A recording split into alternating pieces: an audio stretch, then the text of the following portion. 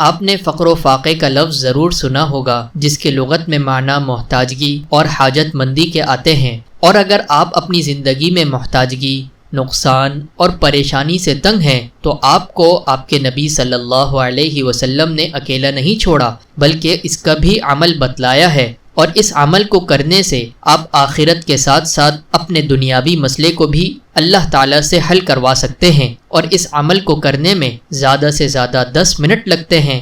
السلام علیکم، آپ دیکھ رہے ہیں مائی ڈیپ تھاٹس۔ بیہقی نے شعب الایمان میں حضرت ابن مسعود رضی اللہ تعالی عنہ سے نقل کیا ہے کہ نبی کریم صلی اللہ علیہ وسلم نے فرمایا، جو شخص رات کو سورۃ الواقعہ پڑھتا ہے وہ کبھی بھی فاقے کی حالت کو نہیں پہنچتا۔ حضرت ابن مسعود رضی اللہ تعالی عنہ اپنی صاحبزادیوں کو حکم دیا کرتے تھے کہ وہ ہر شب میں سورۃ الواقعہ پڑھا کریں۔ ان دونوں روایتوں کو بیہقی نے شعب الایمان میں نقل کیا ہے۔